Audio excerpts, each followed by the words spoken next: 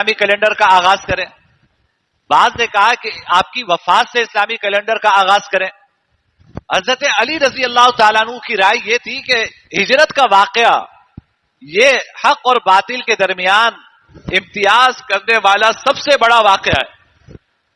ہمیں اسلامی کیلنڈر کا آغاز ہجرت کے واقعے سے کرنا چاہیے۔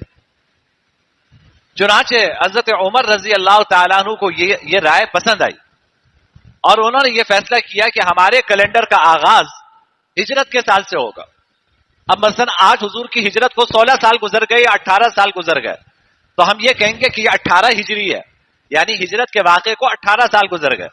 ہجرت کے واقعے کو 16 سال گزر گئے، تو ہم اپنے اسلامی کیلنڈر کا آغاز ہجرت کے واقعے سے کریں گے۔ اور اس میں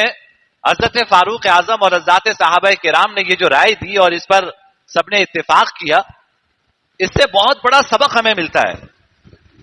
کہ دیکھو کسی کی ولادت یا کسی کی وفات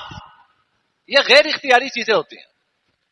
بھائی اگر آپ دنیا میں آئے تو کوئی آپ نے اپنی مرضی سے تو تاریخ کا انتخاب نہیں کیا تھا نا کہ جی جناب میں اس تاریخ کو آنا چاہتا ہوں،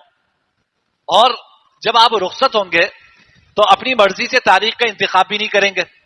کہ جی میں فلاں تاریخ کو جانا چاہتا ہوں، آپ کو نہیں پتا ہے کہ آپ کب جائیں گے، نہ مجھے پتا ہے میں کب جاؤں گا۔ تو ولادت اور وفات یہ غیر اختیاری چیزیں ہوتی ہیں، ولادت اور وفات یہ غیر اختیاری چیز ہے۔ ایک تو یہ بات ہے، ہماری شریعت ہمیں یہ تعلیم دیتی ہے کہ دیکھو تم اپنی چیزوں کا مدار عمل کو بناؤ، واقعات کو نہ بناؤ۔ بات یہ کہ عمل میرے بھی اختیار میں آپ کے اختیار میں بھی ہے۔ آج جب تک میری سانس چل رہی ہے آپ کی سانس چل رہی ہے، ہم آج حق کے لیے قربانی دینا چاہے دے سکتے ہیں،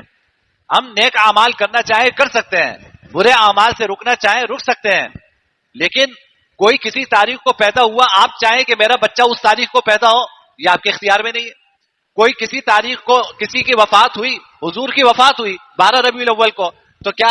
آپ کے میرے اختیار میں ہے کہ میں یہ فیصلہ کروں کہ 12 ربیع الاول کو میری بھی وفات ہوگی؟